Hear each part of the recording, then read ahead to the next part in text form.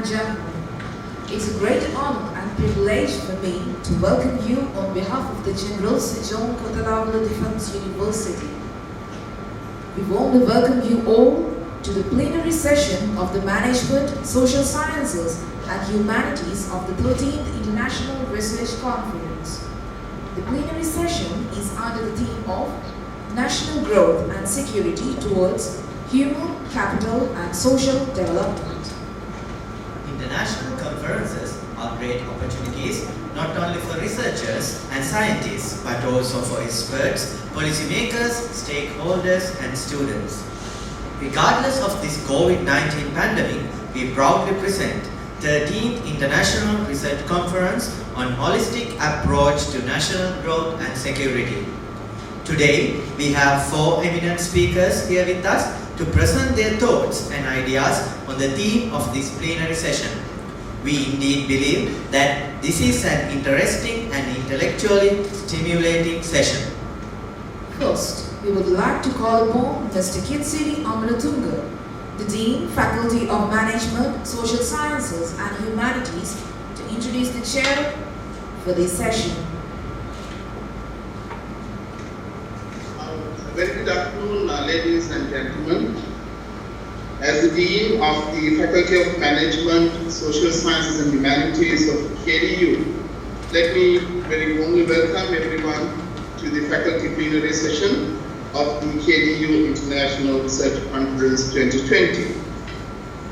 To commence the proceedings of this important session, let me have the honor of introducing our plenary session chairperson, Professor Sanat Dhammika of the University of Kelaniya, Sri Lanka.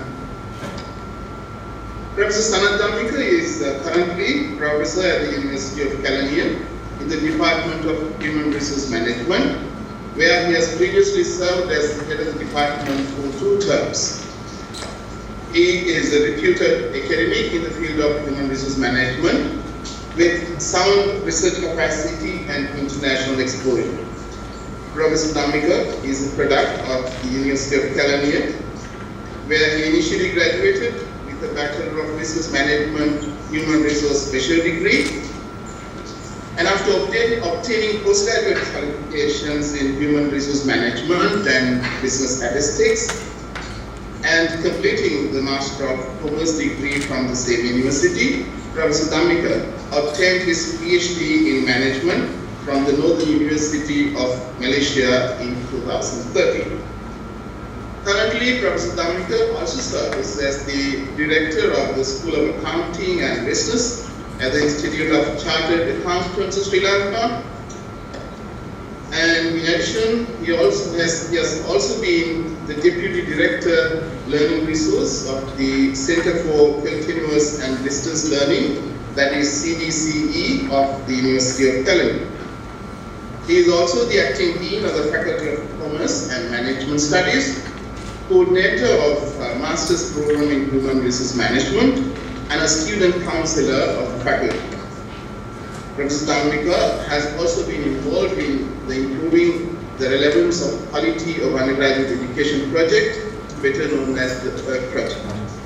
On behalf of KDU IRC 2020, and also on behalf of my faculty, it is my pleasure and honor to invite the renowned academic, Professor Sanat Dhammika, to chair the Management, Social Sciences and Humanities plenary session of KDU International Research Conference 2020. Over to you, Professor Dhammika. Okay, thank you very much for your introduction of me to the audience. And first I must be thankful for the organizer of this IR 2020 for selecting me as the chairperson of this plenary session. The theme of this conference is going to be the national growth and security towards social and human capital development, which is going to be, I think, very relevant and very needy aspect in case of research and academic endeavors. And first, let me welcome you all for this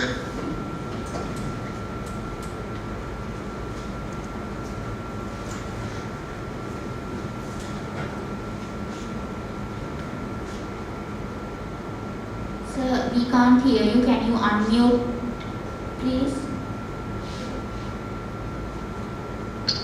Yes. Thank you, sir. Okay, can you hear me now? Yes, clear, sir. Okay. Thank you very much for the introduction.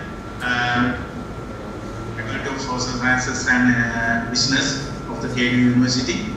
And first, I must be thankful for the organizer of this conference for appointing me as the chair plenary sessions. Actually, then I would warmly welcome all the participants and the resource person and plenary members for the IRC 2020 organized by the Kotelawala Defense University. Actually, when I look at the theme of this conference, the national growth and security towards social and human capital development, I think we have made a correct, decision by selecting this appropriate theme for the conference, given particularly in the today's world context and the country context, the development process. As you all can understand, actually, when it comes to the development of a country, the aspect of social capital and human capital have been highly emphasized by some both researchers and practitioners. So I think maybe in the morning you might have some research presentations on this area. So definitely by having this conference you might have contributed to the development of the body of knowledge on this particular area. Anyway, today we have 4 eminent people to discuss on this aspect, more deliberately with some academic and research rigor. I think as participants, you are so lucky to hear the views and ideas of these eminent people in the country, so that you can broaden your knowledge on this area. Without taking much time, please may I give the honor to introduce Professor Arsena Rambukwele. Actually, he is a professor from the Open University of Sri Lanka, and currently he is the director of Postgraduate Institute of English of the same university. He received his PhD from the University of Hong Kong, and actually he is now serving as an assistant professor, honorary assistant professor at the School of English of the same university. Further, he is a trustee of Gratien Trust with the Gratien Prize Award won by him in the subject of English, and he is a member of the State Library Subcommittee. Actually, he has done a number of books in the area of English and linguistics, and he has published several articles in such leading journals such as Journal of Commonwealth Literature, Journal of Asian Studies, etc. And he is also a fellow member of the Institute of Advanced Social Studies and Humanities at the University of Edinburgh. Actually, Professor Arsena's research experts are in post-colonial literature, literary history and nationalism. I believe that with his expertise, both in research and the academic field, we can hear a very knowledge or thought-provoking, knowledge-providing speech, this topic on the theme of our research conference. Sir, I invite you to take the opportunity. Professor Arsena, can you hear me? Yeah, I can hear you. Thank you. Yeah, it is up to you, Professor. Professor Sanatnamika, Session Chair, thank you very much for that introduction. I'll just get my speech on the screen. First of all, thank you to the Kotelawala Defense University and to the Faculty of Management, Humanities and Social Sciences for inviting me to deliver this plenary lecture today. As the session chair said, I think the overall topic or theme of the research conference and this plenary is very important and timely one. I would also like to thank the Dean of the Faculty of Management and Humanities and Social Sciences for inviting me and providing this opportunity. So in the interest of time, I will not make many more preliminary remarks. I'll just get into my talk itself. I have a written speech in front of me, but maybe given that we have started a little late as well, I'll skip certain parts of it, but I'll cover the gist of it, and perhaps we can take up some of the issues that arise during the question and answer session. So the title of my talk today is The Social Sciences and Humanities in an Era of Technological Change.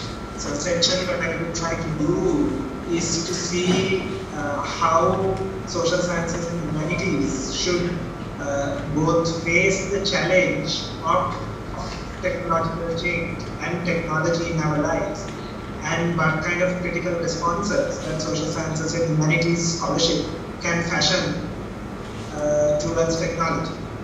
So, as I mentioned earlier, the topic of this session is a timely one, and one that requires serious consideration from scholars and educators. At least since the invention of printing, technology has had an impact on social sciences and humanities. Literacy, which in medieval Europe was confined to an elite field, suddenly became more accessible with the invention of print.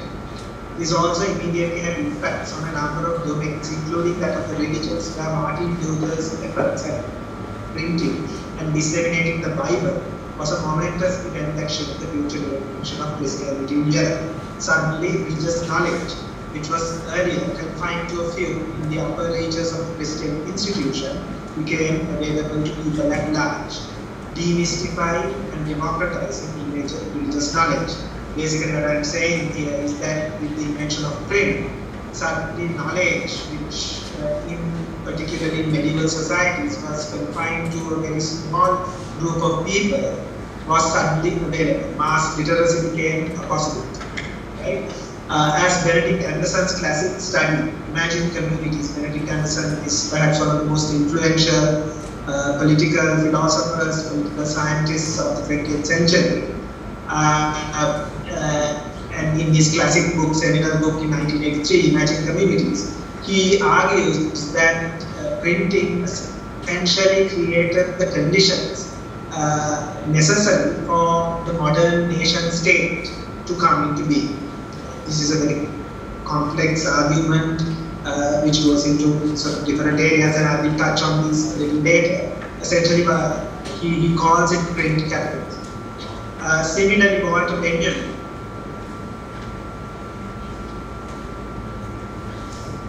it's called How Technology Impacted the Social and Cultural Value we accord to cultural objects.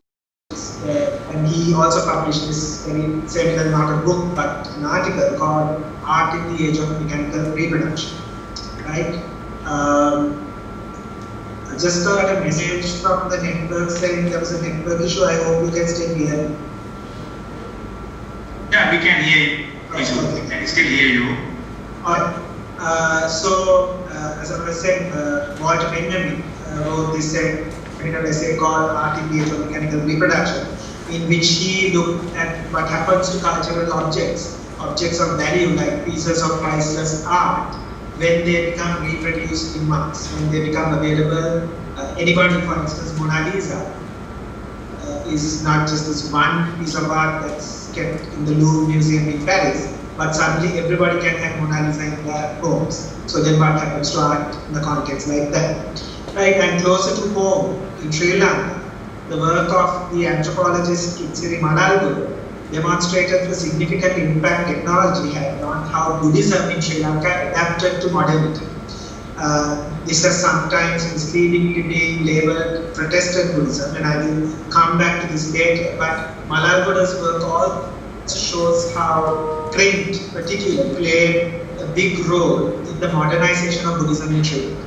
The earliest Buddhist scholar monks, the first thing they did was actually to acquire printing presses and start printing newspapers like Sinhala Bauddha, etc. To get these ideas out into society. Right, so essentially I began with a very brief account of the scholarship of these scholars in order to illustrate what I would call a paradigm shift in how the social sciences and humanities understand and respond to technology today. So basically what I'm saying is that in the earlier social and sciences and humanities, this is how they responded to technology. There was like a critical philosophical approach to technology in human society. But today, our response has changed substantially. So in many ways, in that older moment, in the late 19th century and early 20th century, what sociologists and humanities scholars did was to critically explore the impact of technology on society.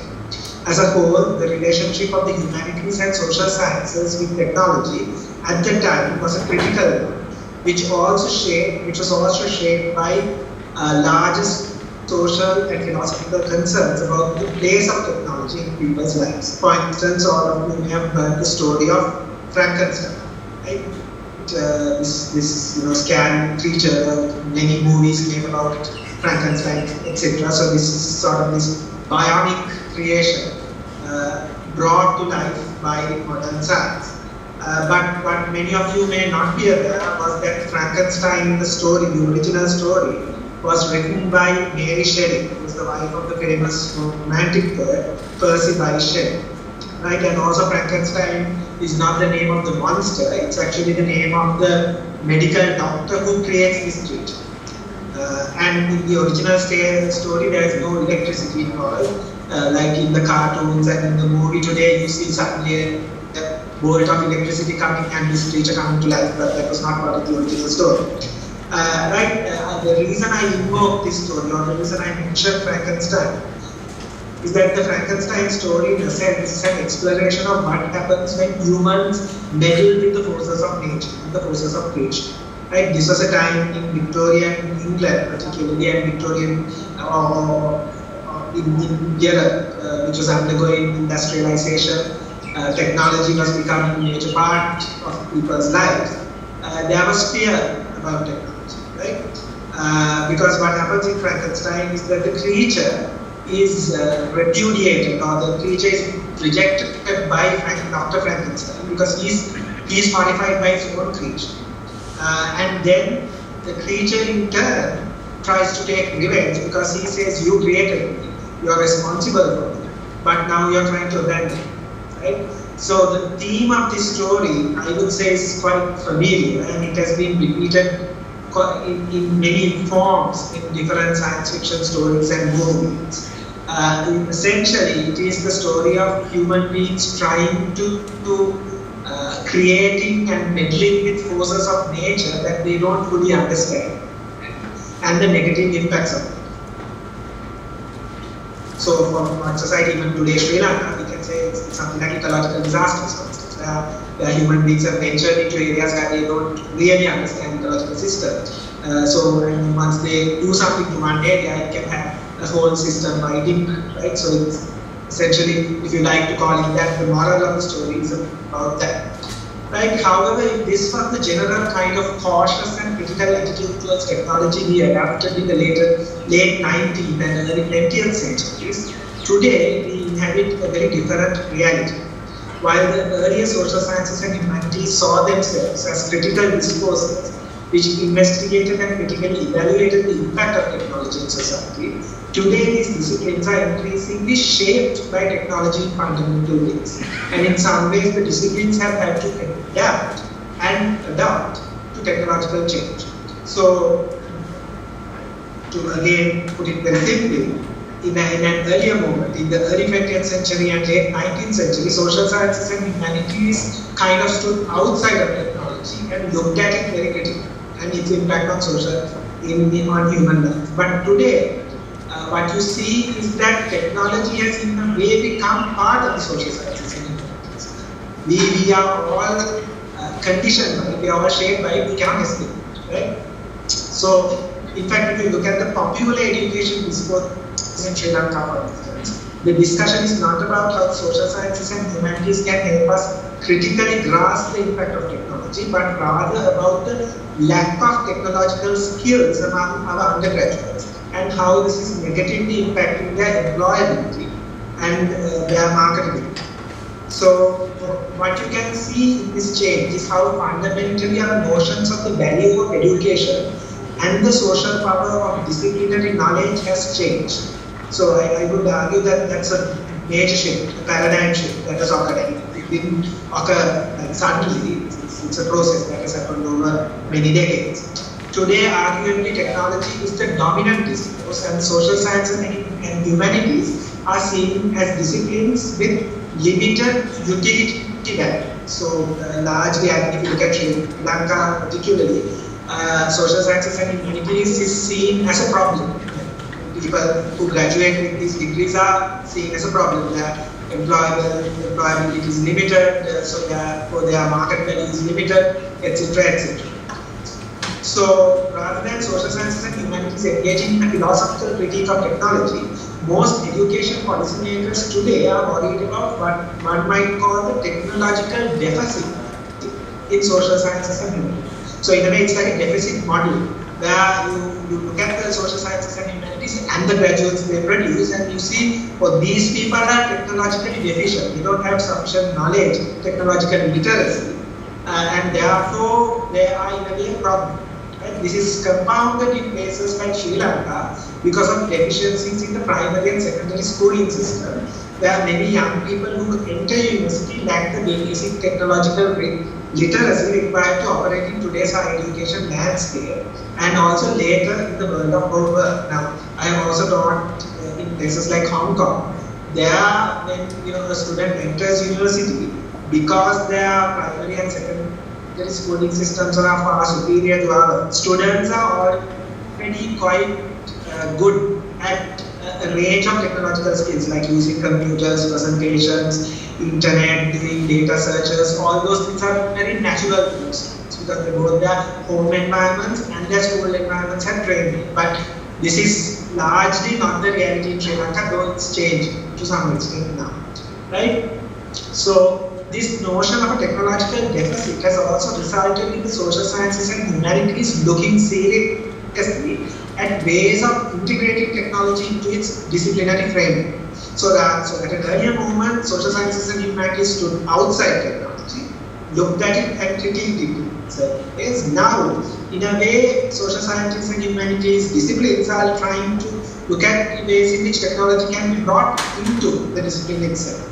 Right? So, for instance, many sociologists today use the power of big data analytics to model and understand patterns of social behavior, for instance. Right? Economics was a discipline that was an early adopter of technology, utilizing the power of computing to develop sophisticated econometric modeling techniques, for instance. And even in language studies, which I am familiar with, they are increasingly using things like machine language interfaces. So there's an area called corpus linguistics, where we use what we call authentic large corpora or large databases of authentic digitized linguistic data to analyze it, right? There are also new thematic disciplinary concentrations, such as the digital humanities, emerging to address the perceived technology deficit in the humanities and social sciences. And so this is just a very quick, brief summary of some of the changes that are happening. Right? And I believe that all these are positive and necessary developments, right?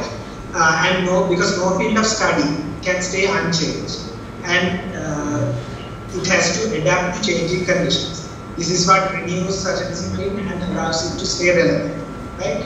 Now, that is, I think, understood. That is well understood in Sri Lanka. That is understood by the policymakers. However, like the rest of my presentation, I'm going to actually argue somewhat against this, because in a way I feel that the focus on technology in some ways is depriving us of certain factors that are critical to the humanities and social sciences, which we need to retain. So, however, I believe that the challenge of technology for the social sciences and humanities needs to be met with a more robust intellectual response. A response response that retains some of the key functions of the social sciences and humanities.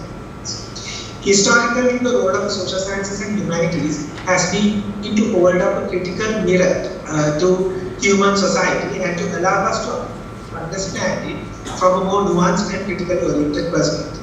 Unfortunately, I feel that in the rush to embrace a kind of technologically driven and technocratic approach, underwritten by a utilitarian conception of education, this historical role is being undermined. The rapid pace of technological change, the increasing sophistication of technology around us, and the increasing ubiquity and intrusion of technology threatens to overwhelm us. I think this happens to us even in our everyday life. Now, with each new version of software, for instance, we have to kind of reskill ourselves because there are more and more additions. So each new smartphone device, for instance, there are a whole lot of functions that we don't even understand. So a lot of smartphone users, we use them for social media, we use them for communication, etc. But in fact, we perhaps use 10% of the true power of that phone. There are lots of other things that are in that phone which we don't know, and a lot of other things that, lot of data, etc. that is gathered, metadata, etc. that is collected from us, which we are even completely unknown. So technology in many ways is shaping human life in very, I would say even in insidious ways, in ways that we are not fully in control. So for instance, I think everybody knows if you have a Google account and you do a Google search for a particular product or service, then you will see those kinds of advertisements appearing in your social media feeds, sometimes even in your email, and sometimes when you repeat another search. Because Google is constantly tracking our meta behaviors, what we look for, what we are interested in, and is customizing the kind of content we get. So that's just something that we know. But then if you have a smartphone with GPS enabled, our location, our movements, actual physical movements are being tracked on it. Right? So technology then plays a big role. Sometimes positive, sometimes it can create quite a lot of problems and questions that are not being answered. Right? So instead of asking critical questions about technology that we should be asking, we are increasingly drawn to the aura of technology, of celebrating technology for its own sake, rather than thinking about what technology can do for us. Let me now return to the work of the scholars I invoked at the beginning of this talk and try and reflect on how such work has continuing relevance to contemporary society. So let me begin with the work of Benedict Anderson, who I mentioned right at the beginning in relation to print capitalism. So, identifying the emergence of printing and the print-based economy and the emergence of modern nationalism have provided key insights that inform our understanding of nationalism even today. So this was published in 1983, but Anderson is still being read and reread, etc.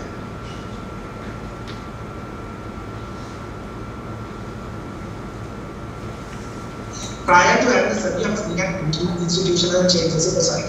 For instance, how nationalism emerged in the aftermath of the transition of European societies from agrarian to capitalist modes of production.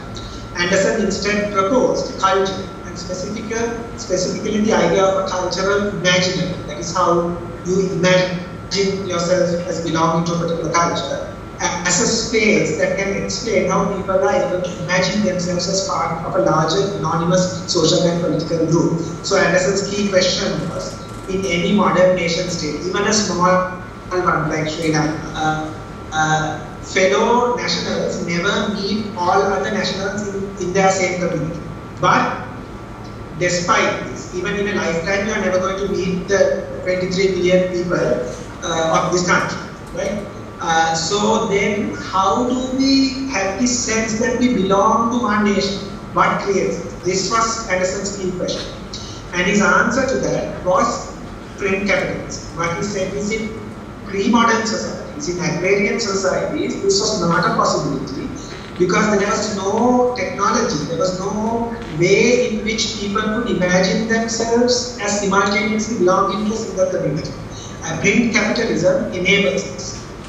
And the two, like the primary products of print capitalism that he identifies are the newspaper and the number, and how the mass circulation of this helps the creation of nationalist sentiment. Now, even in Sri Lanka, I think there's some fascinating work done by linguists like K.N.O. Dharmadas, which shows how print capitalism played a very key role in Sinhala nationalism in the 1920s and 30s Sri Lanka, right? So these ideas are like percolated, filtered into all kinds of disciplines. So I don't want to spend too much time on Anderson. Just to say that he develops two other concepts. One is the idea of how we conceptualize and how we experience time. He says in pre-modern societies, time was largely governed either by the agricultural calendar or the religious calendar. So people thought of time in terms of cultivation, taking, then reaping the harvest, things like that, or the rainfall pattern, or the timing of various religious festivals. That was the idea of time. But with the coming of modernity, suddenly you have an abstract concept of time. Time as represented by the clock, what he calls empty homogeneous time. And I think we all realize this. Today our lives are very much regulated by the clock. And in fact, time has become commodity because all of our time, part of our time is now owned by the people who employ us.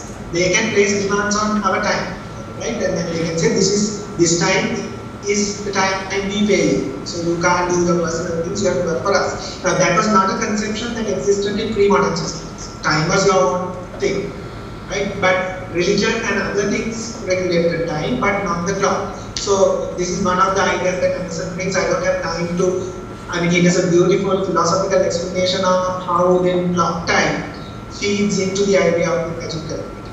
And then the other thing is our sort of what we call a cartographic imagination with the creation of modern maps, because territories become defined very clearly. Now, if you look at ancient Sri Lanka, we had Vihitimaya kingdoms. Those kingdoms didn't have maps, right? And the influence of those kingdoms shifted.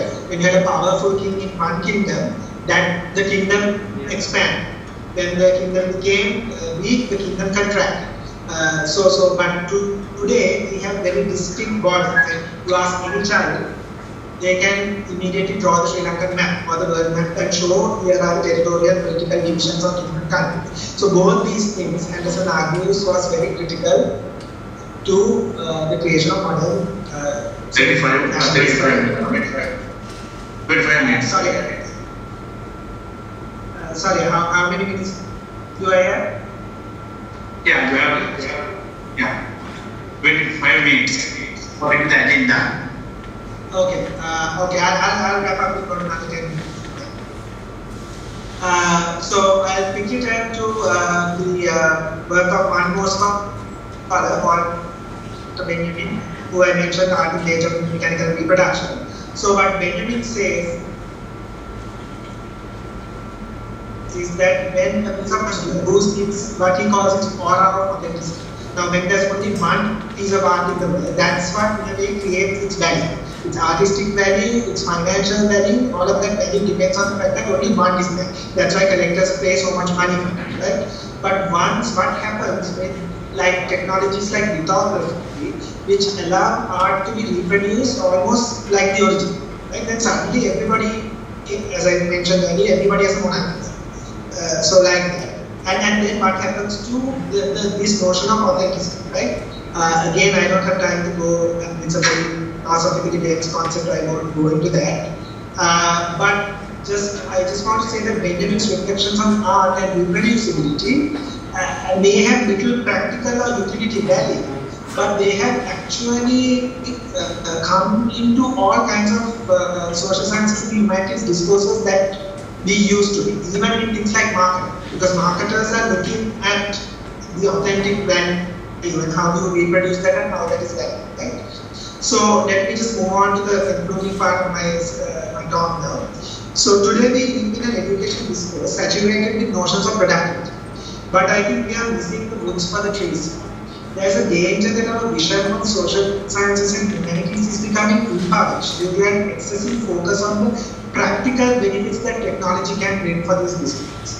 But in doing so, we are losing out on the fundamental critical insights these disciplines can give us. And I illustrated that through Anderson and Benjamin. That's the reason I went into that detail, to show you what the social sciences and humanities can actually do. So the value of these disciplines lie in their philosophical depth and their ability to foster truly creative and revolutionary ideas. Ideas that go beyond simply looking at the use value of technology or simply looking at how technology can enhance these disciplines. In trying to become merely tech-savvy, there is a danger that we impoverish the true potential of these disciplines. Good tech is important, useful and necessary, but when the social science, what the social sciences and humanities needs to be doing is training students to reflect critically on the use, abuse, value and impact of these technologies on society, so that the technological innovations can be human-centric in the true meaning of that term. However advanced the technology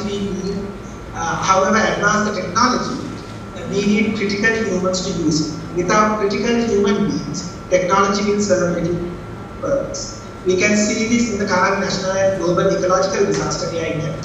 Therefore, the challenge of technology for the social sciences and humanities, as I see it, is not one of becoming increasingly tech-savvy, but of becoming increasingly philosophically, so that we can harness these technologies for a more holistic human experience. Okay, Professor. Yes.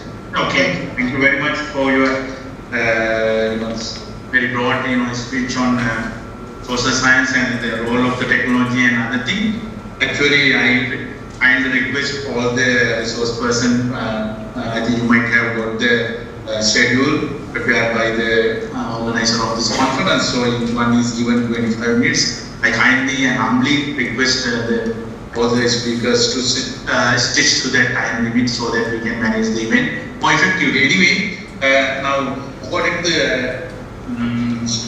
agenda, I think the question session is placed at the last, but I prefer now, since the resource persons or they are talking on various aspects. Sometimes the participant might forget the main points of each speech, and sometimes they might have some question to be asked from the each resource person separately. Therefore, I think that we can allocate after each person's speech. We can give or allocate 5 minutes for the question sessions.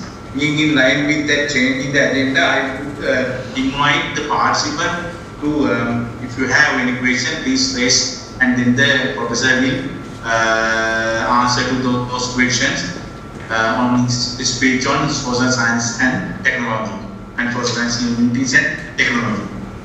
Please, I invite the audience to raise your question if you have anything.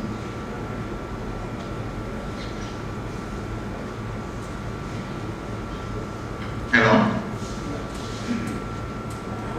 Right, actually, if we don't have question, but yes, I would like to ask the question as a person of this session. Do you have any question?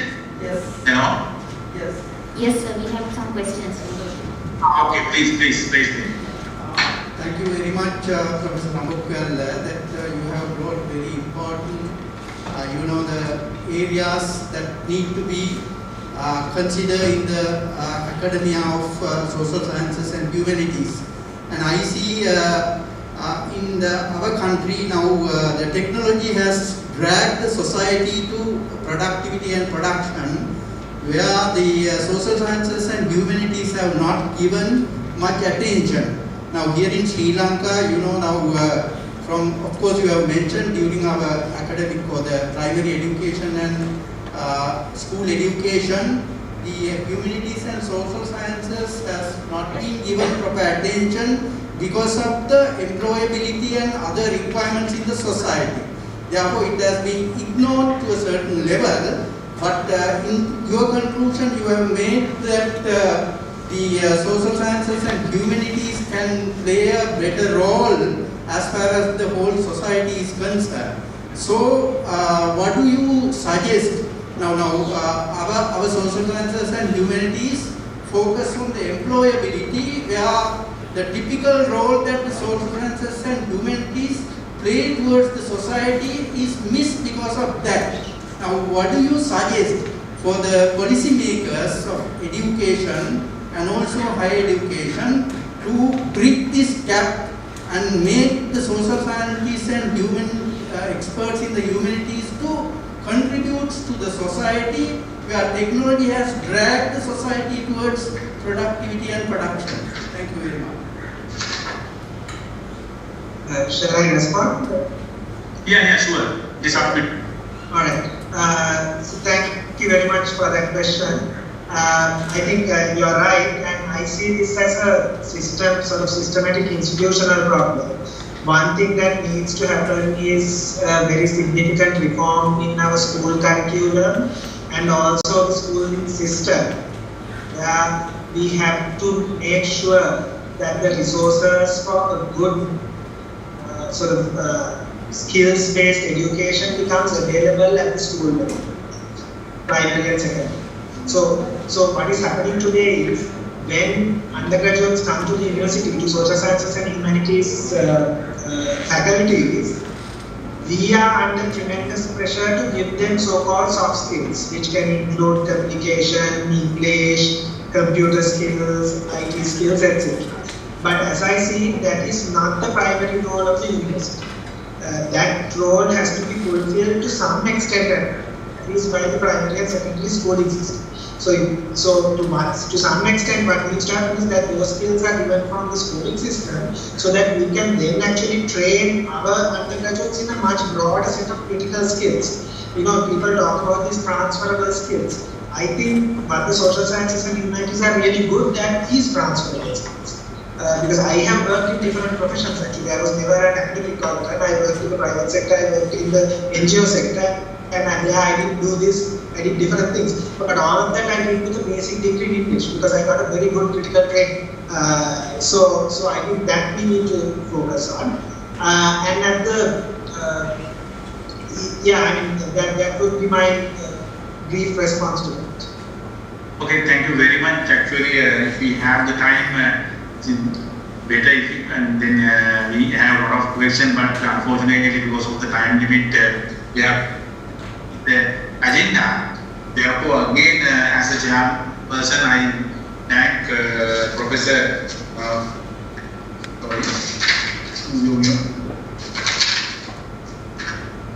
Arshana for your thought-provoking speech on social sciences and humanities. Thank you very much again.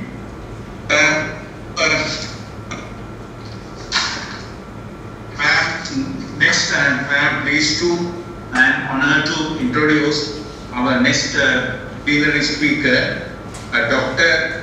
Vagisha Gunasekara. Actually, Dr. Vagisha is a senior lecturer attached to the Department of Social Studies of the Faculty of Humanities and Social Sciences of the Open University of Sri Lanka. She has received her PhD in Political Science from Purdue University, USA. Dr. Vagisha began her tenure as an Executive Director of the American Institute of Sri Lankan Studies on October 2016. Actually, her current work focuses on changing nature of the capital-labor relation, dynamics of center-periphery relations and political blockages in post-war Sri Lanka. Broadly, she is interested in exploring the interaction between global forms and local political economy of emerging context and practice of governance and labor. She is also a member of the Board of Directors at the Women's Education and Research Center, WERC, of Sri Lanka. So, without taking much time, I warmly invite Dr. Vagisha Gunasekara to give her thoughts on our theme of the conference. Thank you, Session Chair. Can you hear me okay? I can hear you. What about the others? We can hear you clearly. Okay. Okay. Yeah, we can hear you. Okay. Great. Thank you. A very big thank you to the session chair, the dean, and everybody at the Faculty of Management, Social Science and Humanities at Kotelawala Defense University for inviting me to speak at the 13th International Research Conference. After much pondering about what might help you be awake in this post-lunch plenary, especially because everybody's joining virtually, I decided to focus the time allocated to me also to talk about the importance of liberal arts, sort of building on what Professor Harshan Ramukal already shed some light on. And I want to talk about it within this theme of the conference, which is holistic approach to national growth and security. I know that being the Faculty of Management, Humanities and Social Sciences, this is not an audience that needs to be convinced about the value of the humanities and social science. It's clear that in our ever-changing, technology-focused world, the arts, right, are needed in our classrooms now more than ever to provide balance and perspective. The arts strengthen our global view, broaden our intellectual foundation, teach us to communicate clearly, help us to develop critical thinking skills, something that Professor Ramukal talked about, and develop creativity, teach us to be problem solvers, and arts also create engaged citizens and thinkers, reinforces cultural and ethical responsibilities and values. And it helps us to understand the impact of science, technology, medicine that these fields have had on society. And in a sense, it creates well-rounded academics, students, thinkers, and of course employees. I'm sure that we all agree that the arts are not just sort of an aesthetic luxury to be served as a side dish in the halls of higher education, but an essential part of a well-rounded education that must begin at, as the previous speaker quite correctly said, at elementary school years and continue throughout a person's life. But despite this value and importance of the arts are going through a gradual process of marginalization in Sri Lanka and elsewhere in the world. Whether we like it or not, there are global shifts in education that privilege STEM disciplines over the liberal arts. The reasons for me to focus on this topic today, reason number one is that as teachers and students of the arts, social science and humanities, it's important to keep interrogating the sidelining of arts education, the knowledge economy as a form of resistance. The second reason is that at the same time, as an academic community, we must be reflective and self-critical about the challenges faced by the Sri Lankan university setup to offer opportunities for arts students to become innovative so that they can contribute to a knowledge economy.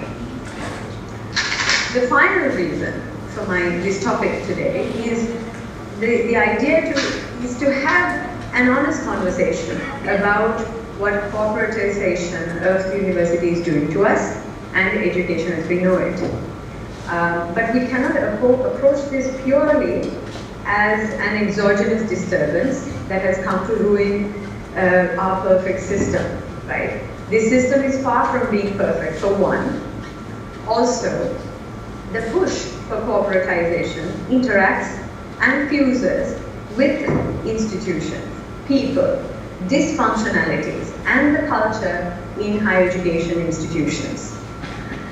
No one can predict what this system will become, but there are some dangerous tendencies that we're currently observing, and it's important that we talk about them. Whether we solve the problem or can solve the problem is a different question. So worldwide, as you know, the humanities have been subjected to a progressive devaluation within the academic world. Taking into consideration the global shift towards innovation and technological development and the rapid changes in the global economy, as well as international organizations such as the World Bank, attempting to find this one-size-fits-all solution for the world's education shortcomings. Because of all these reasons, the focus, both nationally and internationally, has shifted towards STEM subjects: science, technology, engineering, and mathematics. And in Sri Lanka, we have been talking about a knowledge economy. The Sri Lankan discourse on education for economic growth is derived from this contemporary global discourse spearheaded by the World Bank. The logic is that knowledge economy will propel us along the path of development. Naturally, education is taken to be the means of developing a knowledge economy. And the university is expected to play a major role in a global system that is increasingly based on information and its speedy exchange worldwide. This shift to STEM-focused education has challenged the role of social science and humanities education. It has also introduced concerns that the overwhelming emphasis on STEM disciplines pushes social science and humanities off to the side or even completely out of the picture in our classrooms. So the other priority for higher education, I guess it's the main priority now, as Professor Rambukwala also mentioned, is to improve the employability of university graduates. This is particularly an issue for graduates in the arts, social science and humanities discipline, whose unemployment rates are higher.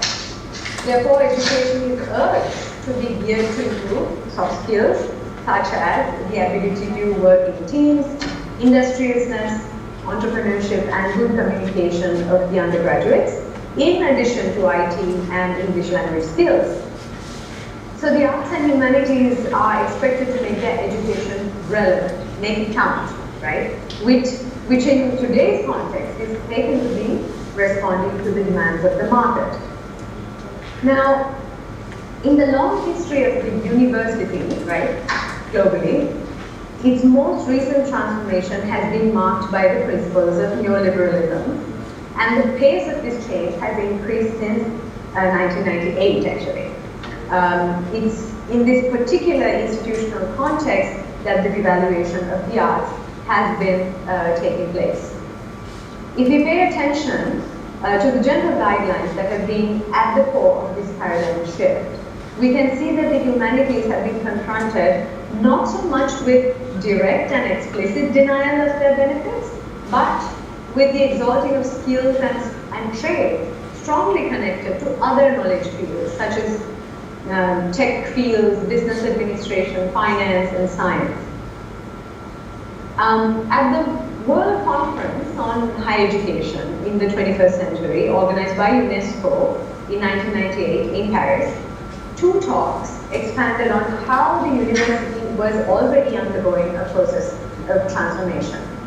One of them was from a practical point of view, and the other one was more of a conceptual one. In the first talk, it was done by the American education expert, D.B. Johnston, where he and his colleagues explained how the World Bank implemented its political agenda in order to reform the university throughout the 1990s in several countries. A political decision to reduce public investment fundamentally altered the financial and managerial scenarios of the university. A result of this was that the academic sector was steered towards markets, with an explicit mention in the report that this shift was meant to align with neoliberal principles. It has followed similar patterns across all countries independently of existing differences between them with regards to, say, political and economic systems, states of industrialization and technological development, and also structuring elements of their higher education system. The second, more conceptual talk by Michael Gibbons, who is a counselor of the World Bank, he affirms the urgency of a new paradigm for the university and theorizes such a transformation.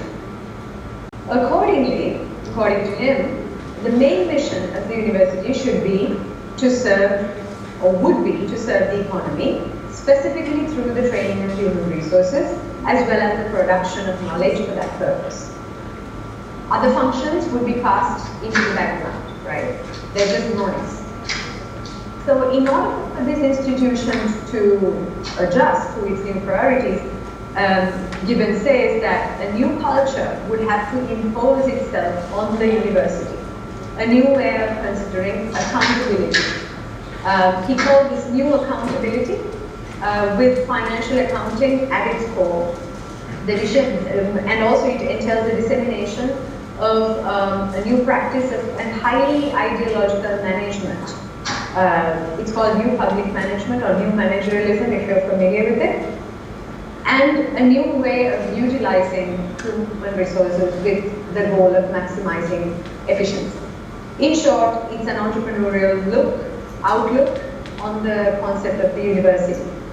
So this culture of pushing efficiency in a highly inefficient system can be noticed even among Sri Lankan academics in high-ranking administrative positions, such as deans and vice-chancellors, who are increasingly now becoming managers who want to tick the boxes and fill the numbers of outputs they have achieved in their strategic plans, It has added a new dimension to their identity, what it means to be a top-level university administrator, their legacy, and of course their career goals.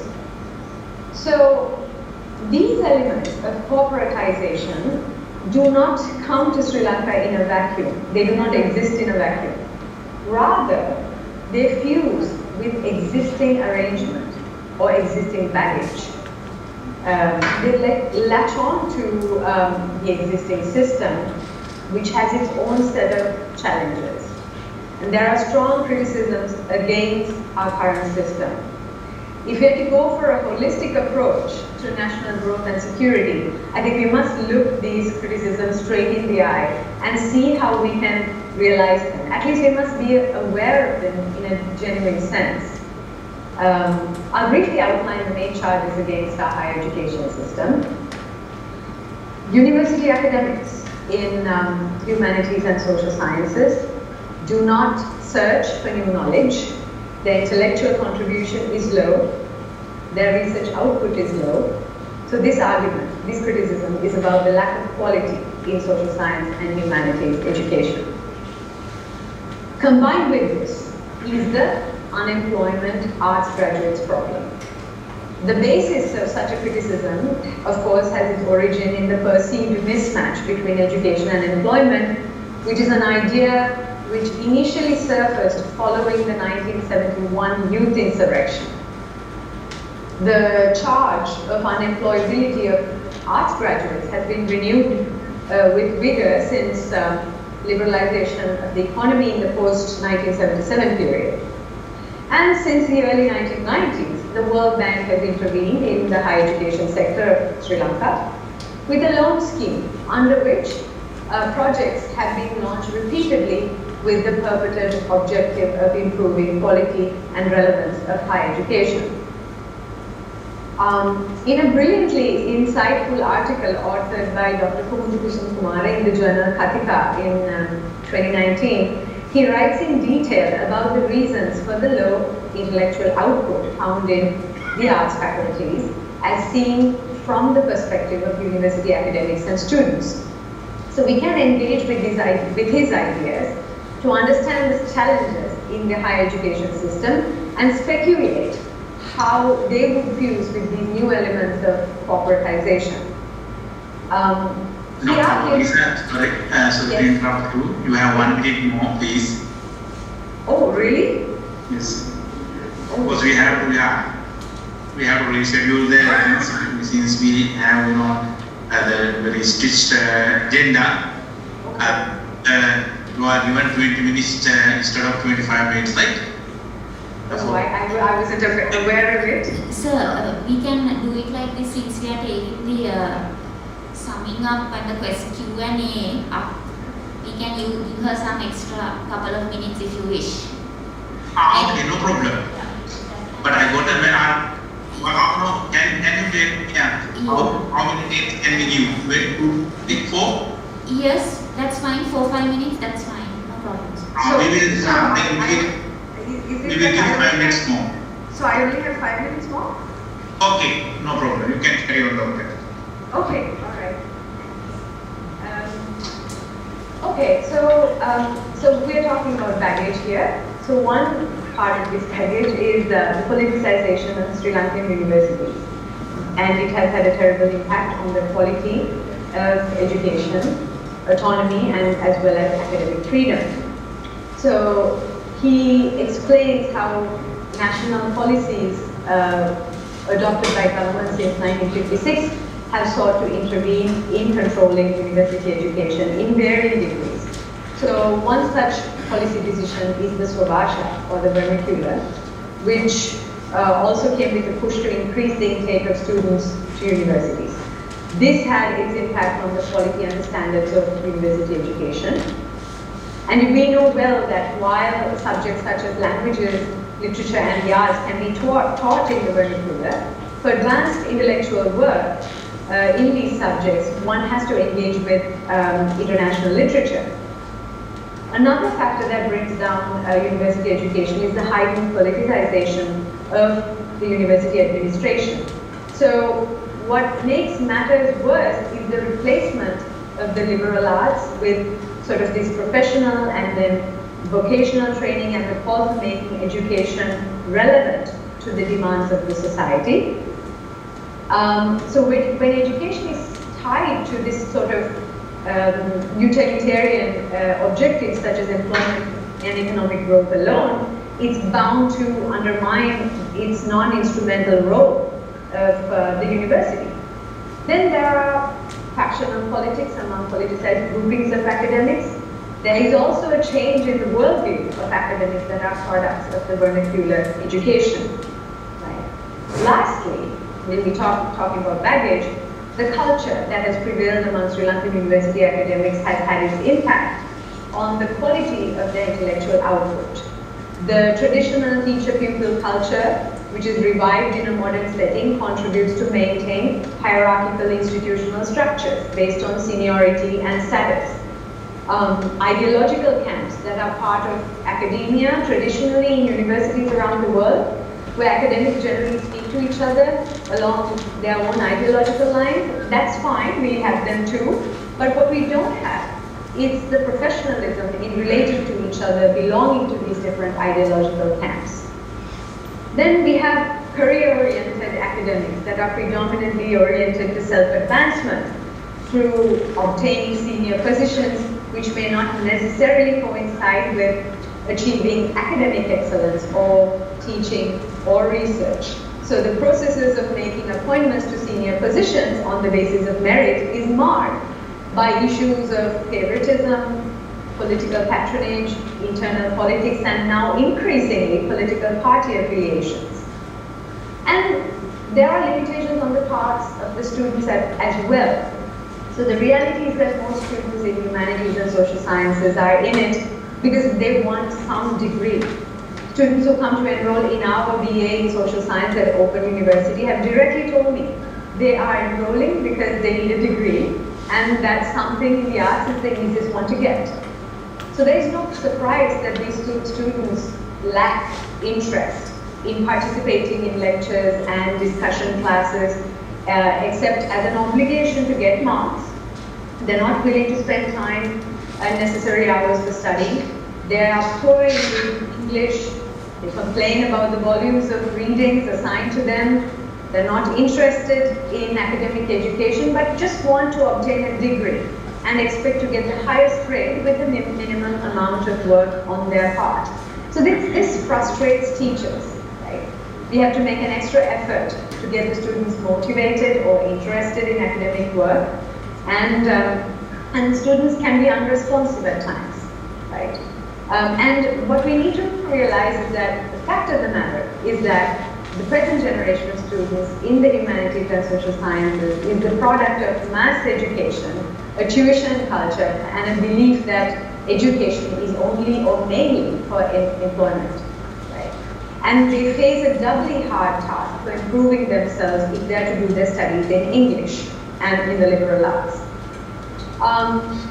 So students' attitudes are also shaped by this increasing consumerist approach to education.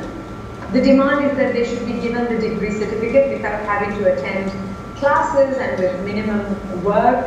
And the exam-oriented Sri Lankan student, produced by the tuition culture with a very shallow knowledge base in subject matter and poor civic consciousness, treats education as a commodity, bringing sort of a consumerist ethos to the classroom. Right? So many students behave like consumers rather than students. I'll cut short this discussion in the interest of time, but what I'm trying to say is that the crisis in higher education is multidimensional, complex, and linked to many political, economic, and social continuities, as well as ruptures. And now we're tasked with a tall order on top of this, that is to make education relevant for the growth of the economy and servicing the knowledge economy by training undergraduates in skills and that are expected to equip them to be employed in the global knowledge economy. And the current solution to all our problems seems to be technology. But this add technology and stir sort of formula, is that going to solve any of these problems? That is the question. The majority of these problems that I just very quickly breezed through are structural, and now they're entrenched. So how do we change this status quo? I mean, honestly, I think it would take another 100 years for that structural status quo to change. But there are some modest changes we can do to manage the current situation. I think the potential solutions, right, when we're deliberating about those, one thing is that the proper training in liberal arts and humanities are known to be able to provide students with intellectual skills in critical thinking, analytical ability, logical and complex reasoning, ability to conceptualize, and the ability to apply knowledge to new situations. So it's not so much about what the subject matter is, but how it's taught. So it doesn't matter what one has a degree, as Professor Ramukala said, it's about possessing the skills to teach oneself how to learn. And the other solution lies in focusing our attention on the application of knowledge. So the ability to apply knowledge at higher levels needs the capacity to be innovative and be creative in thinking. But the tuition culture stifles creativity and innovativeness of students. So if students are not given sufficient writing assignments to show that they have the ability to apply what they have learned in developing independent thinking, and if their writing is not evaluated properly and feedback and comments are given back to them in time, they will not learn how to apply knowledge and gain from academic learning. We could attempt new pedagogies that aim at developing student-centered learning. The proposition is to develop sort of a reflection-oriented... Dr. Avisha, you please... The proposition, I'll leave it with that, is to develop a reflection-oriented education under mass education. There is an argument that this is the best that can be done in the age of mass education. Is the aim at giving the mass individual the basic skills to reflect and to judge, therefore attend skillfully to any task at hand. So with that, I'll end. I guess we can take it up if there are any questions, we can take it up later. Yeah. Thank you very much, Dr. Vagisha. So now I invite the audience, if you have any question, will you please ask? Any question from the audience? Yes, sir, we have some questions. Yeah.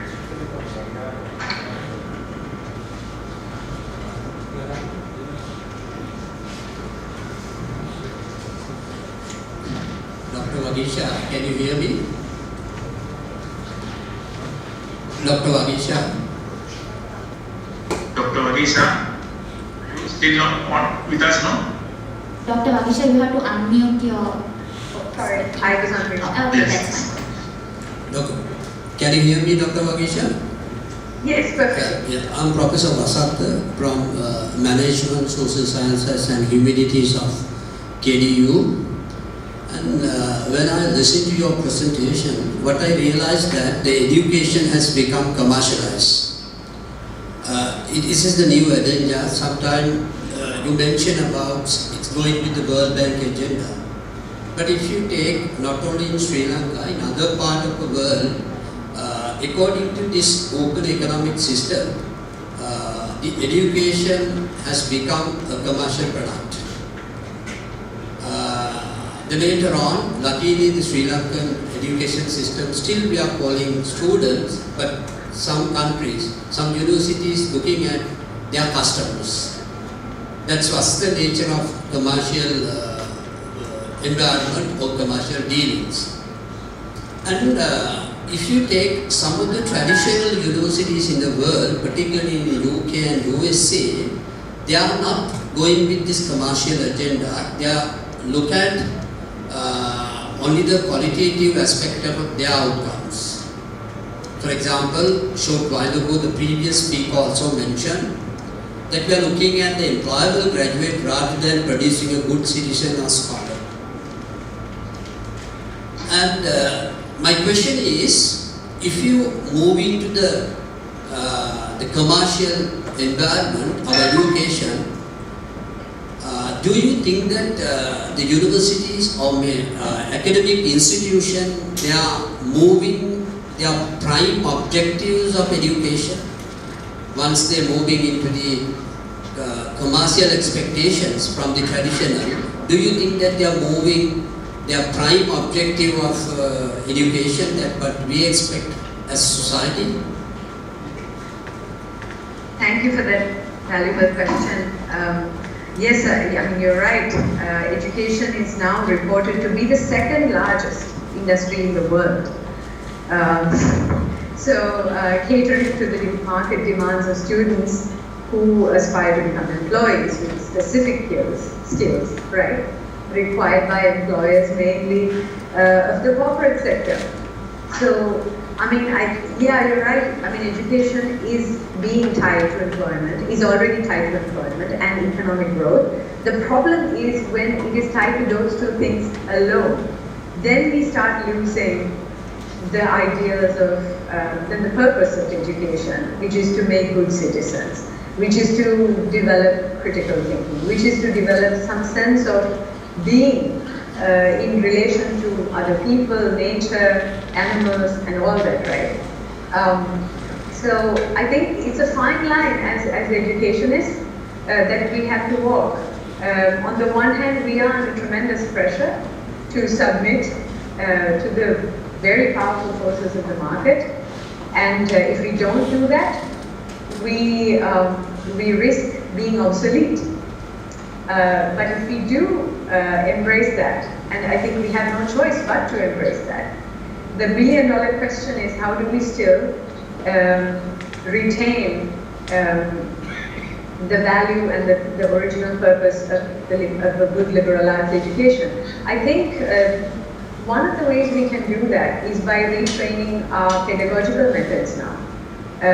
That's one area I think we can do a lot of work in. There are methods or strategies like experiential learning. I'm sure you've heard of this. These are pedagogies that are used in other countries as well. And they can be employed in our syllabus to make, to still inculcate critical thinking and skills like that in the students. Okay, thank you very much, Abhisha, and because of the time constraint, we have to limit to one question from the audience.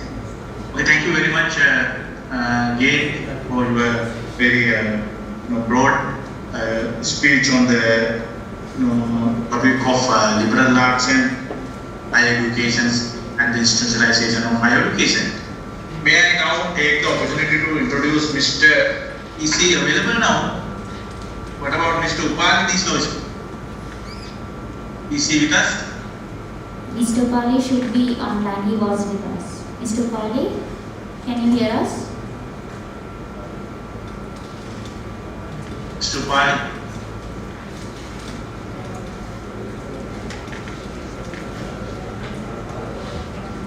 Mr. Bali, can you hear us?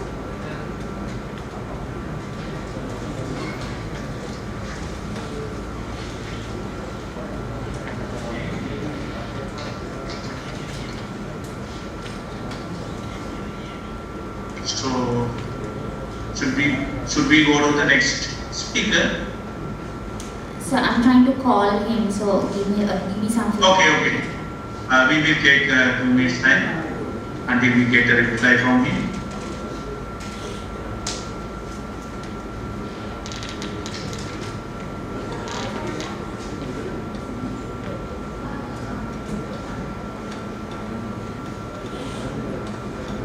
Mr. Bali, can you hear me? Graduated from the University of California and he received his Master of Business Administration from the Postgraduate Institute of Management known as EIM, University of Sri Lanka. He has also followed postgraduate studies in cost and shipping management in Netherlands. He joined the Post Authority as a management training in 1986 and came up in the career ladder up to the position of Director Logistics, and now he is performing as the Additional Managing Director of the Post Authority of Sri Lanka. I think with your managerial expertise as well as the knowledge, we might get a good narration and explanation on the role of security and social and human capital development in Sri Lankan context. Mr. Bali, our forum is open to you.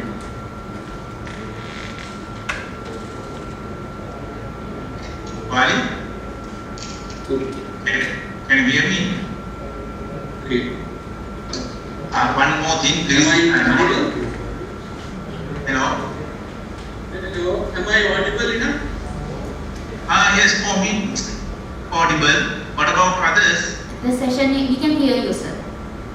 We can hear you. Yeah. Mr. Bali, one thing, please, you are given 20 minutes time for your speech. Please stretch the. Okay, you can start now. Alright, okay. I move on.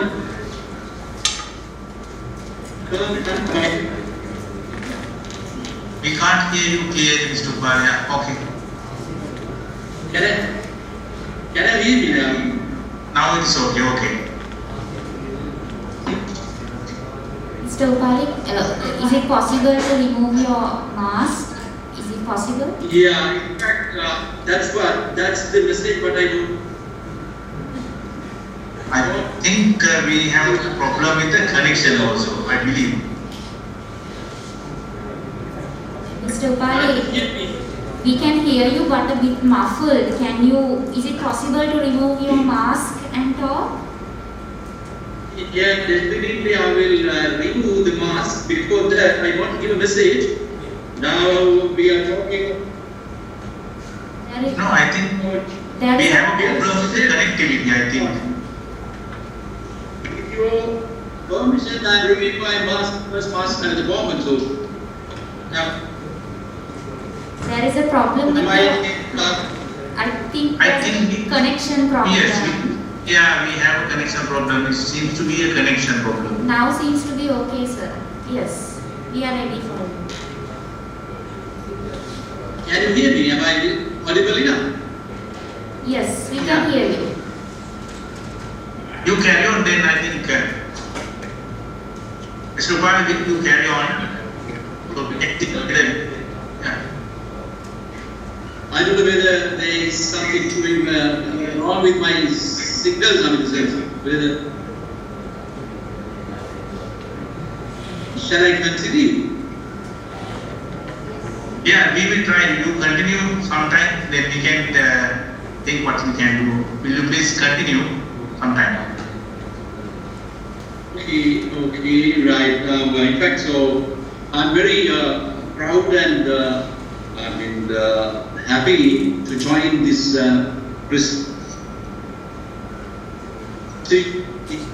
among these presenters today. So I'm basically from port and logistics industry. With my knowledge and has some thoughts on this topic at the moment. In fact, the topic is my topic is seaport and logistics sector contribution towards social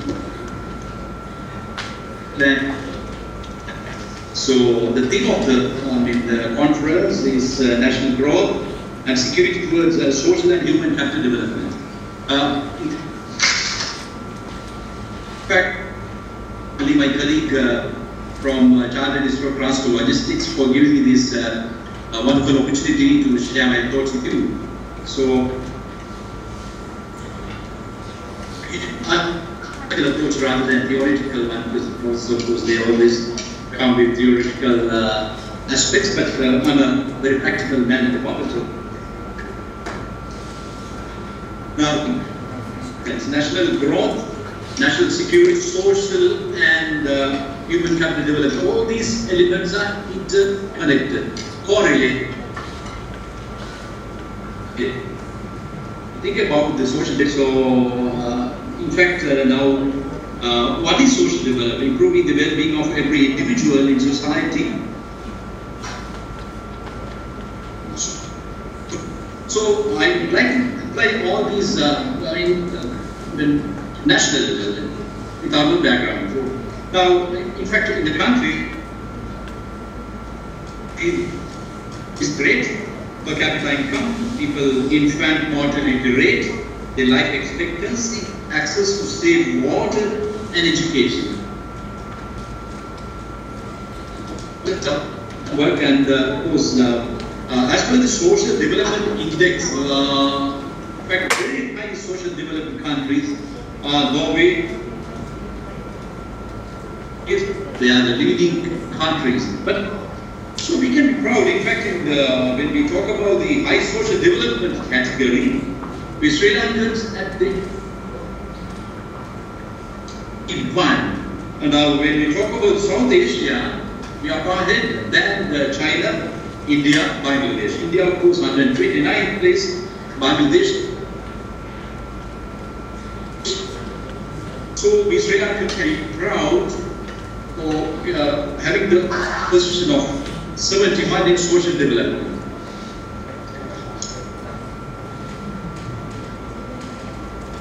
Social development, I have a question, because whether we are enough civilized, when we go to the society, right? And we behave among ourselves. So those have to be addressed seriously. So with this, but only thing is that all these status of the citizens of the country. So we have to seriously consider that. And again, about the human capital development, of course, mobilizing economic and professional potential of citizens in a country. Now, we have to see where we are in this aspect, and now, in fact,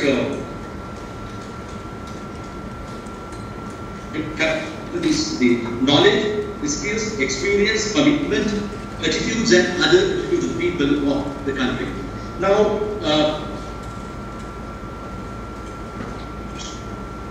35 years, I just got retired last 2 years. To my 35 years experience, what we have seen is that our people are, the competence is, but what they are lacking is the attitudes, other attitudes, especially in the management. I've seen that our people are soft skills, because they don't that well about those things. They always go for technical skills, but we have to integrate seriously before going forward. I read an article yesterday by accident, Daily FT, so this is interlinked with Honorable Dan Thomas.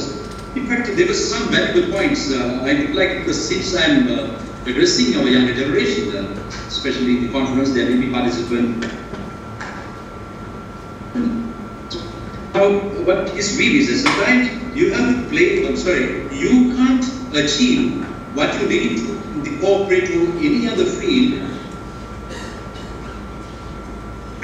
being around. So the most important thing to develop are your people skills. But this is most of the time what our people I've been talking all these through my experience in both stories, because now, but all the time I have emphasized the importance of people skills,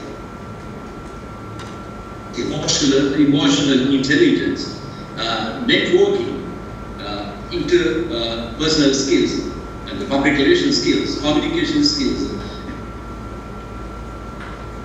These economic development and the social development goes together. So now again, there is one more point. It's very interesting. In fact, younger self and aspiring leader. The higher you go, the more firmly you feel me to be on the. This is very important. We must be practical people all the time. Explicitly, you can't make your contribution at your corporate level. So you have to be very more practical. We must be at human development, what we are talking about. In fact, now again, I checked the statistics once again, the Human Capital Development Index. Mr. Upali, sorry to disturb you. I can't hear you clearly. There are some interruption. Can you switch off the camera? I think then it will be more. Can you switch off your camera and then we can hear it? I think so. And now it is more clear. Okay, right. I'm sorry for the. No, it's okay. It's okay. We can hear it. The human capital development. So now, again, we can be proud of Sri Lanka, because when you talk about the human capital index, the leading from Finland. But again, Sri Lanka at 74th in Asia. Nepal, Bangladesh, India, they are far behind us. Positioning our country at the 74th place, we can't be happy, because we have to do our level best to make Sri Lanka work in economic and social development. So now, when in fact, talk about the now in the common policy framework, we have seen empowered Sri Lanka. We have 4 goals: raising per capita income to then creating 1 million new jobs, increasing foreign direct investments to 5 billion per year, doubling exports to 20 billion. Sri Lanka concept. So how are we going to achieve these goals? For that, we must be socially and humanly, developed. So for that, it's a must. We must have an economic growth, because if you want to invest more in education, if you want to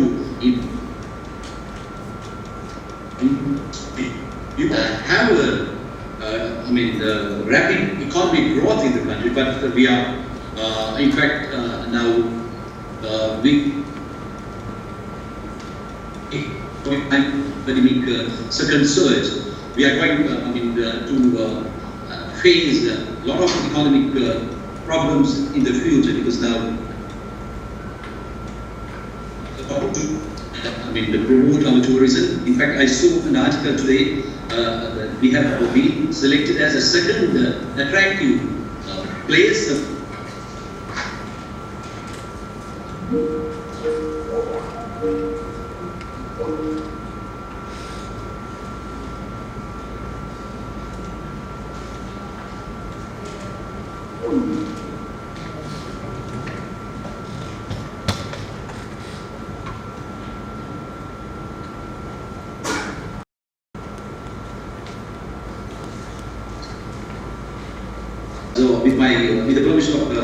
Chairman, I'd like to quote our vision of corporate plan of resilience.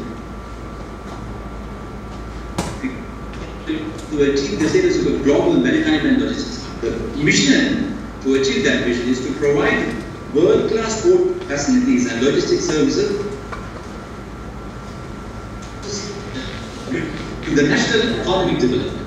Our mission is to provide world-class services and to contribute to the national economic development. Contribute to the national economic development. That's the challenge for us at the moment, especially with this COVID-19 pandemic situation. Highlight only one smart approach to improving the capacity of infrastructure, modern technology and ICT. How are we going to achieve these goals? Modern technology and ICT innovation. That's why I told all these are very interconnected. For it, development of the country, we can't think of modern technology and ICT innovations in our industry. So we are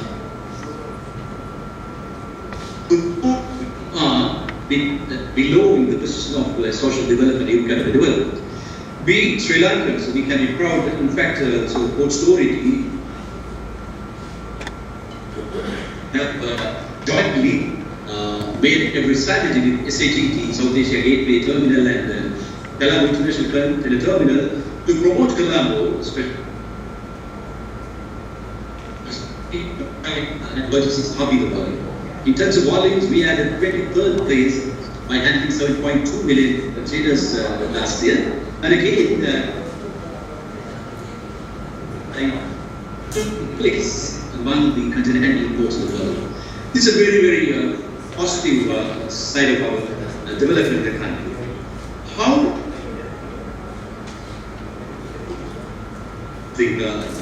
once again, I should say that though we are in a high position in connectivity, in case of ease of doing business,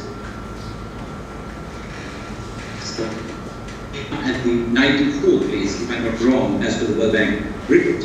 So now we must see how we are going to use the development of the enhancement of the facilities of ports in Sri Lanka. Now, in fact, we have now gone through in quality. Especially as a strategy, we are going to have public sector private participation. I wonder if you can hear me at the moment.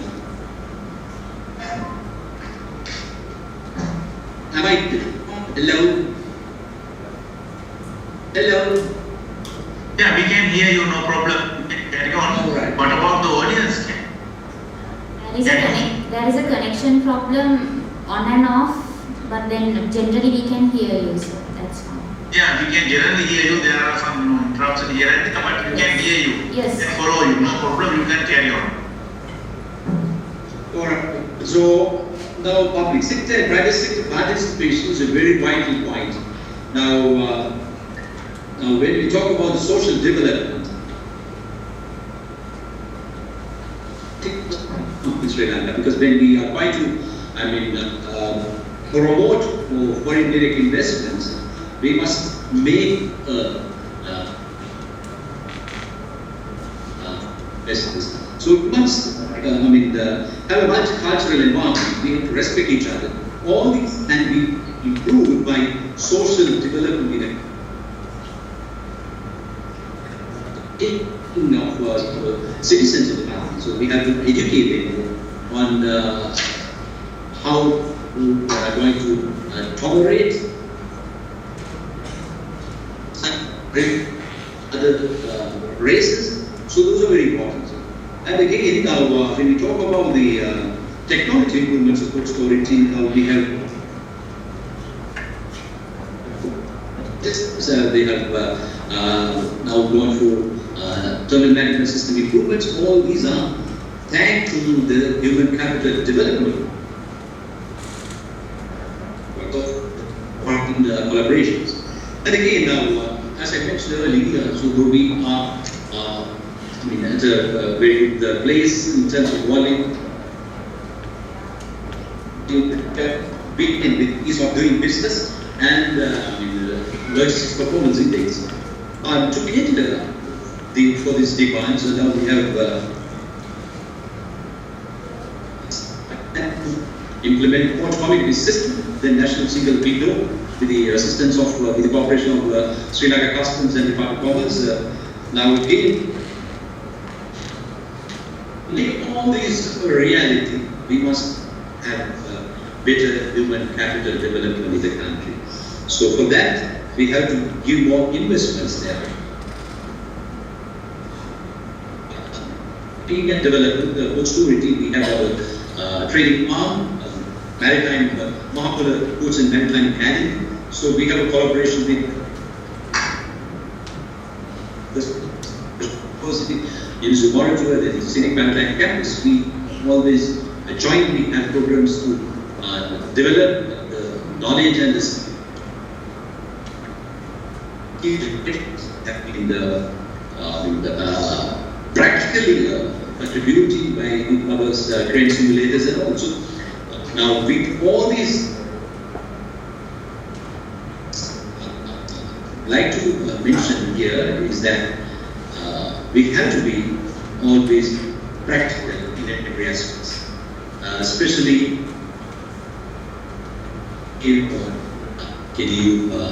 any students when they go out of the society, when they go out to the corporate sector. You have to mention rather than technical skills when you grow up in your career ladder, people skills are more important than technical skills. So we always give more concentration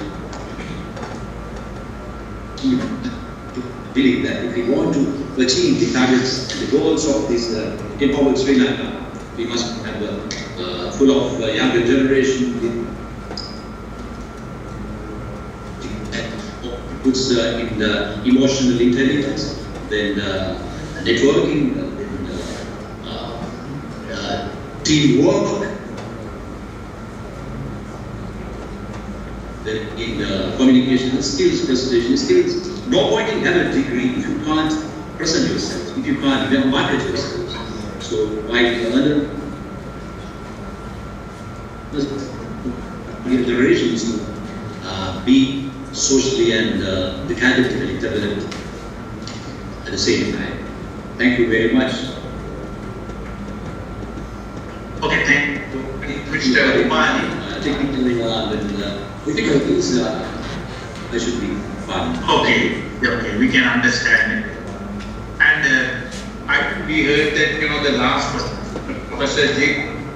Kings is not participating for the today's session. Therefore, we have time to invite the audience. If you have any question, you can Mr. Bhatt.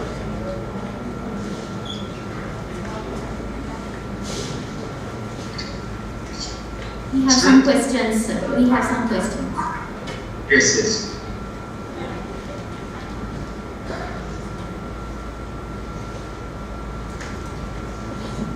Yeah, you can ask now.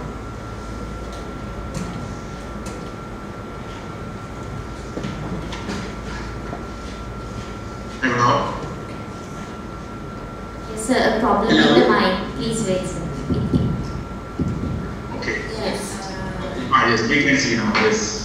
Thank you, Pali, for the presentation. Normally, I have one question. Now we have some competitors in the system. Now SLPA, now SAGT, CICT, etc. So how can we, say for example SLPA, so how can we sustain with these competitors in the system, and what are your strategic plans to maintain your level of service in the future? Yeah, in fact now, as you say that, competition is very vital because this is interport competition. Interport competition, we have competition with neighboring ports, Singapore, Malaysia, then of course Indian ports. They are developing fast and low, and the competition. This is between three terminal operators: Sri Lanka Port Authority, South Asia Gateway Terminal (SAGT), and Colombo International Container. And competition, the vital factor is the availability of big water terminals. At the moment, we are in bad shape, Port Authority, due to the delay in commissioning of Colombo. We have only one deep water terminal with the CICT, when they have limited keel length, 1,200 meters, which is basically. But we have to, accelerate the commissioning of East Container Terminal. Very unfortunate at the moment, it's been but no. Decision, to go ahead with this East Terminal. That is the key point. So until then, there is impact on this.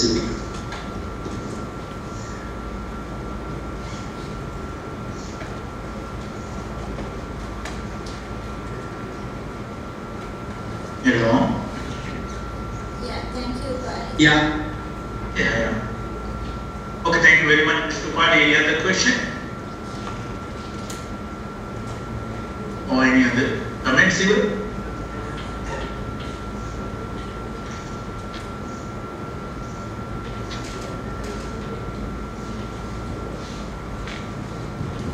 So we can wind up the session now. Okay, then. Thank you very much, Mr. Upali, for your very practical sort of explanation on the role of the water to our national economic, and particularly you mentioned about our human capital development. Thank you very much for your insights. Now I think we have sorry. I should be thankful to KDU. You are playing a very vital role in the capital.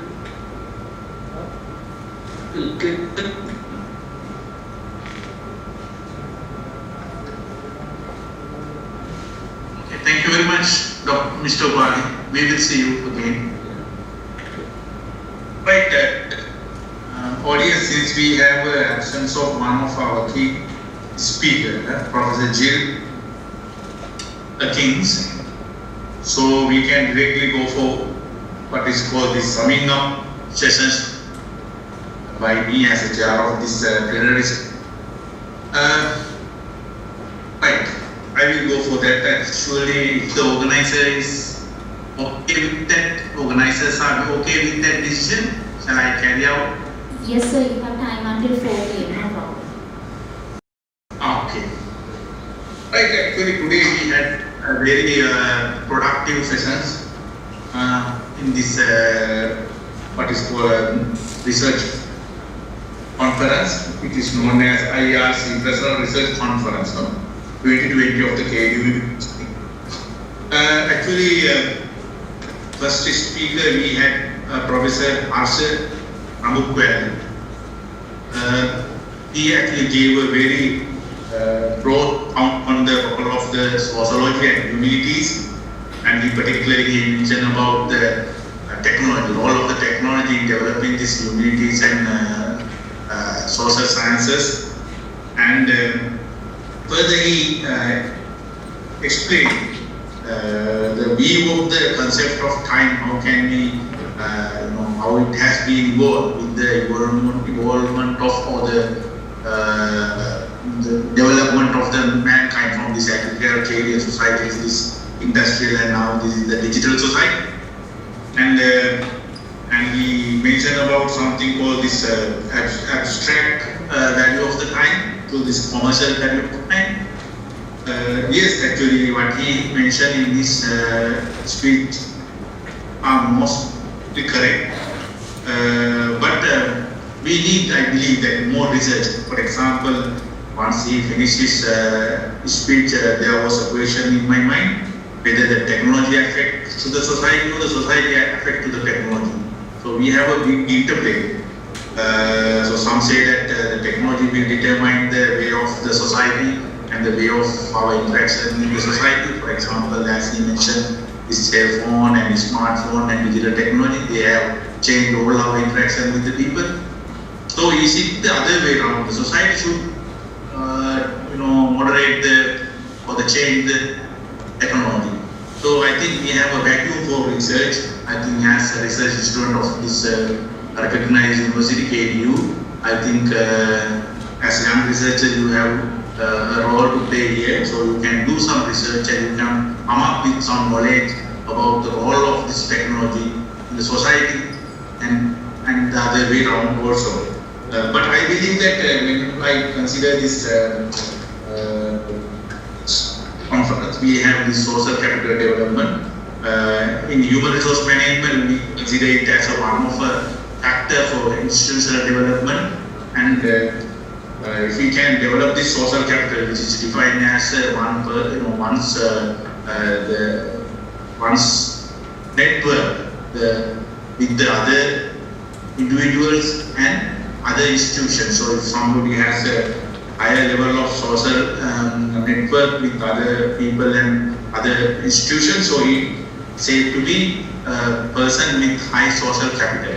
So with that, I think he can contribute to the development of the institution as well as to the development of his individual aspirations. So as Professor Hassan mentioned, if we can link this social and humanities, maybe the research to this social capital development, I think that is a particular area where we can do some contribution to the maybe to the academic community or to the country at large. Then Dr. Wagisa actually she explained about the role of this liberal art in the development of human capital in the not in the country but in the world, and he mentioned about this.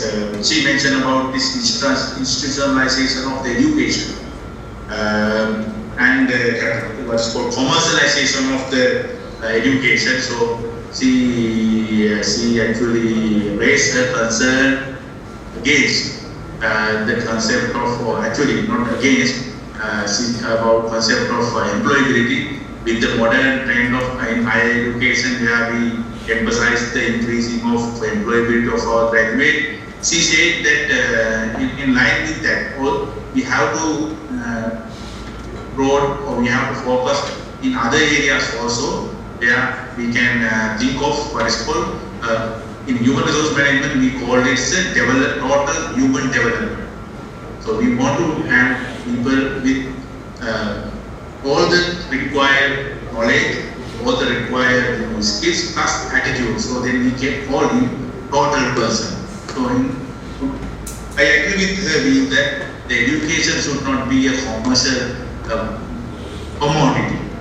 Even though we have this commercialization to some extent, we have to think more broader manner and we have to create a situation where the education will create what is called this total man or the total human.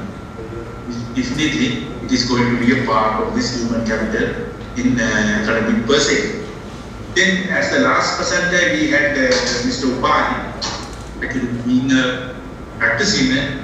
He mentioned a number of things like as Sri Lanka. Sri Lanka is standing in a very strong position now in the human capital index. We compare our situation with India and Bangladesh, and we say that Sri Lanka is well beyond their other countries in South Asia. And at the same time, he explained the role of our post authority and its contribution to the national economy and the national development endeavor. And he mentioned about this, the four what is called this principles for goals of the new government, and he mentioned about the contribution of this institution, post authority, to achieve this the goals of the new government. And he as a concluding remark, we request all the participants to be more practical. He emphasized the importance of, he denied the importance of having a theoretical knowledge, but he mentioned that, he emphasized that as maybe future managers, you have to be more practical, because according to his narration, what we require at the moment is the practical people rather than more thinking people. So that's what that's how he conclude. Since we have another 7 minutes, I would like to add my own account on the theme of this conference, that is national growth, security towards social and human capital development. As a professional from human resource management area, I have a doubt about the placement of these words. Should it be the human capital development and social capital development leading to national growth and the national security? For some people, sometimes we might put it in that way. So first we have to have social and human capital development. There we can have the security. Security can lead to the national growth of the country. So it is somewhat arguable whether the human capital and the social capital should proceed, or the growth or the national security should proceed the other two construct of the team. But anyway, no doubt, security, social and human capital of a country play a very significant role in the growth of that country. Not only in the economic growth, but also the social growth of that country. The thing is, when you consider about this social and human capital development, we can think of them at 3 levels. One is human development and social capital development at individual level. The next one is the organizational level. The last one is, or the highest one, better to say, the national level. So when it comes to the individual level, at the same time, when I searched some literature, I found that security can also be looked at 3 levels. One is at individual level, other one is organizational level, the broader one is at the national level. But the researchers use another word in place of this what is called security. They call it safety. So I am still doubtful whether we can use these 2 words simultaneously. Are they different? Security and safety. For me, I think we have to do some research to see whether safety is one of a dimension of the security, or safety is one of the construct of the security. I believe that safety should be a part of the security. Therefore, when we talk about the security at individual level, it should be the safety of that individual. When it comes to the organization level, again we have to think of the safety of the organization rather than security. But when it comes to the national level, definitely it should be something called the national security.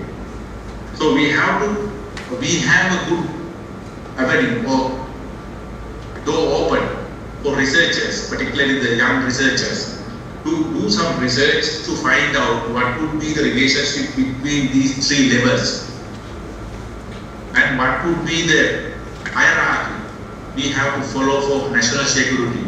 Should we start with individual security and then go for the national organization security and then go for the national security, or should we come from top to bottom?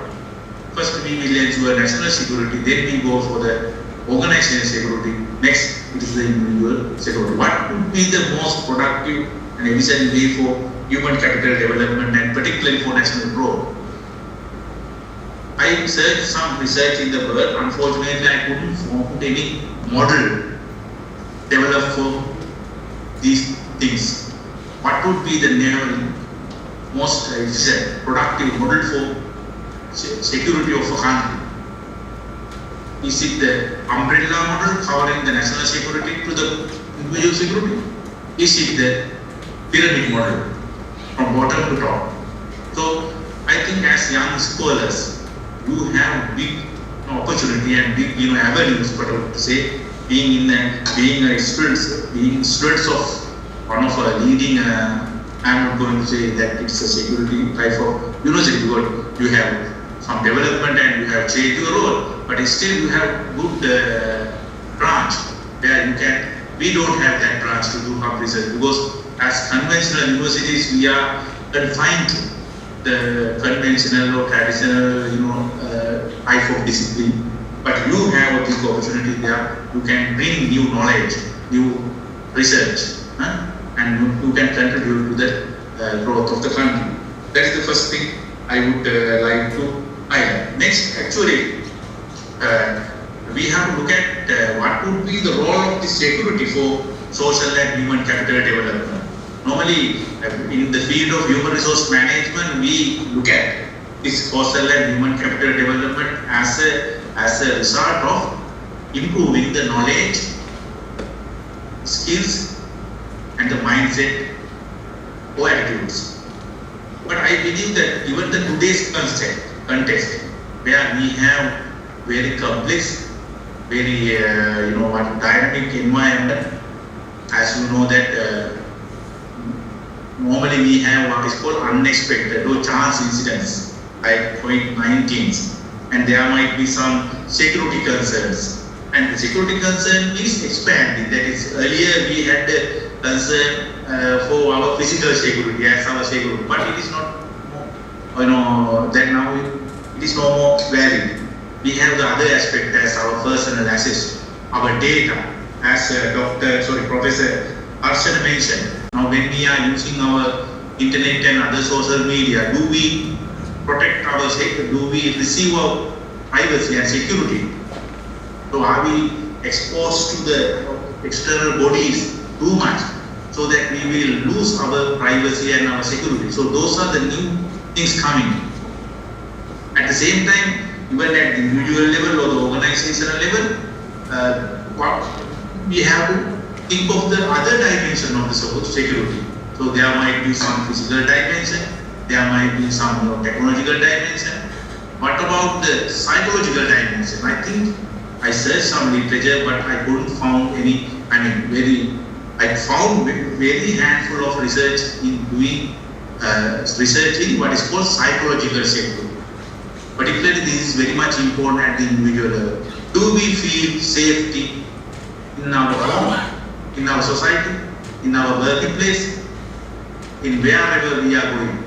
If so, we can be very proud as a security. So, when we look at this, all these aspects, I think you have a very broader area where you can do some research and where you can contribute to the development of the country. Because as your theme says, all these things, national security, social capital and human capital development will result in national growth of the country. Not only economic growth, but also the social development as well. With that remark, I would like to conclude the today's plenary sessions.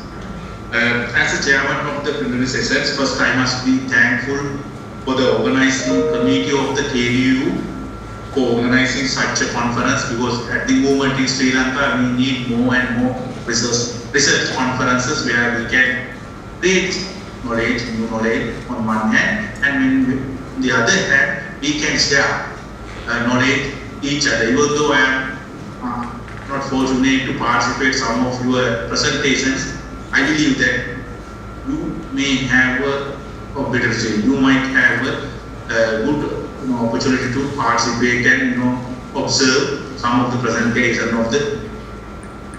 And at the same time, I must be thankful for the resource person who participated today to the plenary discussions of plenary speakers. Particularly, I should say mention the name of Professor Arshana, Dr. Wagisa, and Mr. Upadi. I extend my sincere thanks for all of you for participating in this conference. So, as the last remark, I thank all of the participants for today's sessions who asked the question from the speakers, as well as those who contribute to the success of this event in numerous ways. And thank you for giving this opportunity for me. Thank you very much for you all, and have a nice day. Thank you, sir. That was such a scholarly discussion. We've been listening to eminent speakers deliberating in the areas of international standards and aspects in this plenary session. All your valuable insights gave us a new perspective that one should adopt while discussing these issues and handling them practically. I would like to thank the speakers again on behalf of the gathering here for the valuable knowledge that they have provided us. Thank you, ladies and gentlemen. It has been a privilege to share knowledge shared by intellectuals in this moment with all of you, and it's a great opportunity to learn from them. Time flies. We are all on the rule of time. And every good thing must come to an end. Ladies and gentlemen, with that we conclude the plenary session for Management, Social Sciences and Humanities for the 13th International Research Conference. Thank you all for your honorable contribution. We cordially invite you all for refreshments at the lobby area, and after that, please join with us for the poster sessions on Management and Finance and on Social Sciences and Humanities at 2HC and 2HD respectively. Thank you very much, sir, and everyone at the session. Thank you.